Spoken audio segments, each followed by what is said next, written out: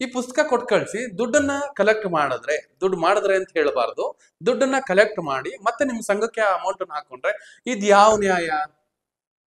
ವೀಕ್ಷಕರೇ, ಎಲ್ಲರಿಗೂ ನಮಸ್ಕಾರ. Welcome back to Drishtikon channel. ವೀಕ್ಷಕರೇ, ಇವತ್ತಿನ ವಿಚಾರ ಯಾವುದು ಅಂತ ಹೇಳಿದ್ರೆ ನನ್ ಮುಂದೆನೆ ಇದೆ, ನಿರಂತರ ಪ್ರಗತಿ ಅಂತ ಮ್ಯಾಗಝಿನ್. ಸ್ವಲ್ಪ ಜನಕ್ಕೆ ಈ ಮ್ಯಾಗಝಿನ್ ಹೇಗ್ ಬರುತ್ತೆ, ಹೇಗೆ ತಲುಪುತ್ತೆ ಅನ್ನೋದು ಸ್ವಲ್ಪ ಜನಕ್ಕೆ ಗೊತ್ತಿರುತ್ತೆ, ಸ್ವಲ್ಪ ಜನಕ್ಕೆ ಗೊತ್ತಿರಲ್ಲ. ಹೇಗ್ ಬರುತ್ತೆ ಅನ್ನೋದು ವಿಚಾರ ತಲುಪಿಸ್ಬಿಡ್ತೀನಿ. ಫಸ್ಟ್ ಆಫ್ ಆಲ್ ಇದು ರೀಚ್ ಆಗೋದು ಶ್ರೀ ಕ್ಷೇತ್ರ Dharmasthala rural development project, SKDRDP. ಏನಿದು ಈ ಸಂಘ ಇದೆಯಲ್ಲ, ಇಲ್ಲಿಂದ ಎಲ್ಲಾರ್ಗೂ ತಲುಪ್ತಾ ಹೋಗುತ್ತೆ. ಮೇನ್ ಆಗಿ ಧರ್ಮಸ್ಥಳ ಸಂಘದವ್ರಿಗೆ ಬೇಗ ತಲುಪುತ್ತೆ, ಬೇರೆಯವ್ರಿಗೂ ತಲುಪುತ್ತೆ. ಸೊ ಇದು ಧರ್ಮಸ್ಥಳ ಸಂಘದವ್ರಿಗೆ ತಲುಪುತ್ತೆ. ಇದು ಯಾಕಪ್ಪ ನನಗ್ ತಲುಪ್ತು ಅನ್ನೋ ವಿಚಾರ ಬಂದೆ ಅಂತ ಹೇಳಿದ್ರೆ, ಹೀಗೆ ಮಾತಾಡ್ತಾ ಇದ್ದೆ, ಏನಕ್ಕೆ ಇದು ಬುಕ್ ನಿಮ್ಮ ಹತ್ರ ಇದೆಯಲ್ಲ ಅಂತ ವಿಚಾರಿಸಿದಾಗ ನನ್ನ ಪ್ರಶ್ನೆ ಒಂದೇ ಬಂದಿದ್ದು, ಆ ಒಂದು ವ್ಯಕ್ತಿಗೆ ಓದ್ಲಿಕ್ಕೆ ಬರಲ್ಲ, ಬರೀಲಿಕ್ಕೆ ಬರಲ್ಲ, ಆದ್ರೆ ಈ ಪುಸ್ತಕನ ಸಂಘದಿಂದ ಕೊಟ್ಟಿದ್ದಾರೆ ಅಂತ ವಿಚಾರ ನನಗೆ ತಲುಪಿಸಿದ್ರು.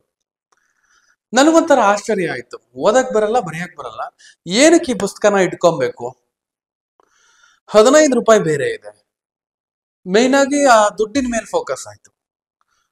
ಆ ವ್ಯಕ್ತಿಗೆ ಬರೆಯಕ್ ಬರಲ್ಲ, ಓದಕ್ ಬರಲ್ಲ ಅಂದಾಗ ಆ ವ್ಯಕ್ತಿ ಏನಕ್ಕೆ ತಗೊಬೇಕು ಈ ಪುಸ್ತಕನ? 15 ರೂಪಾಯಿ ಇನ್ವೆಸ್ಟ್ ಮಾಡಿ.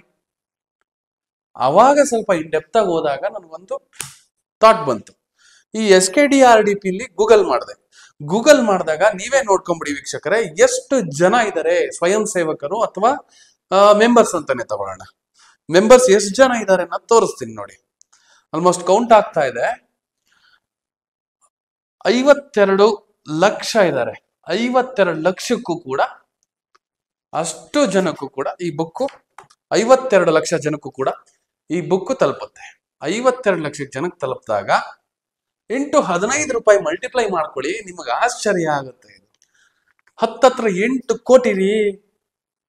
8 ಕೋಟಿ 7 ಕೋಟಿ 91 ಲಕ್ಷ ಬಂತು ನಾನು ಮಲ್ಟಿಪ್ಲೈ ಮಾಡಿದಾಗ. 8 ಕೋಟಿ ದುಡ್ಡನ್ನ ಈ ಮ್ಯಾಗಝಿನ್ ಮುಖಾಂತರ ತಗೊಳ್ಳೇಬೇಕು ಅಂತ ಹೇಳಿ ಈ ಮ್ಯಾಗಝಿನ್ ಮುಖಾಂತರ ತಗೊಂಡು ನಂತರ ಅವ್ರಿಗೆ ಮತ್ತೆ ವಾಪಸ್ ಸಾಲ ಕೊಡೋದು. ಮೊದ್ಲೇ ಬೇರೆ ಬೇರೆ ಕರ್ತವ್ಯಗಳಿಂದ ಅಮೌಂಟ್ ಆಗಿರುತ್ತೆ, ಬರೀ ಇದರಿಂದ ಮಾತ್ರ ಸಾಲ ಕೊಡತ್ತೆ ಅನ್ನೋ ಉದ್ದೇಶ ಅಲ್ಲ. ಈಗ ಏನಾಗುತ್ತೆ, ಇದ್ರೊಳಗಡೆ ಒಳ್ಳೊಳ್ಳೆ ವಿಚಾರಗಳಿದಾವೆ. ಆ ವಿಚಾರಗಳು ನನಗೆ ಇಂಪಾರ್ಟೆಂಟ್ ಅಲ್ಲ. ವಿಚಾರಗಳು ಓದಕ್ ಗೊತ್ತಿರೋರಿಗೆ ಓದೋದನ್ನ ತಿಳ್ಕೊಂಡು ಮಾಡ್ಕೊಳ್ತಾರೆ, ಗೊತ್ತಿಲ್ದಾನೆ ಇರೋರು ಏನ್ ಮಾಡ್ತಾರೆ, ಅವ್ರಿಗೂ ಕೂಡ ತಗೊಳ್ಳೇಬೇಕು ಅಂತ ಪ್ರೆಷರ್ ಹಾಕಿದ್ರೆ ಅದ್ಯಾವ ನ್ಯಾಯ? ಅದು ಕೊಡ್ತೀರಾ, ಕೊಡಿ, ಬೇಡ ಅಂತಲ್ಲ. ಇದನ್ನ ಈ ಪತ್ರಿಕೋದ್ಯಮದಲ್ಲಿದ್ದಾಗ ಇದನ್ನ ನೆಗೆಟಿವ್ ಆಗಿ ನಾವು ಪೋಟ್ರೆ ಮಾಡಬಾರ್ದು. ಏನಕ್ಕೆ? ಅವ್ರು ಕೊಡೋದು ಹಿಂಗಿದ್ರೆ ಫ್ರೀ ಆಗಿ ಕೊಡಿ. ಅವರಿಗೆ ಸಂಘದಲ್ಲಿರೋರ್ಗೆಲ್ಲ ಫ್ರೀ ಅಂತ ಕೊಟ್ಬಿಡಿ, ಉಚಿತ ಸೇವೆ ಅನ್ಬಿಟ್ಟು.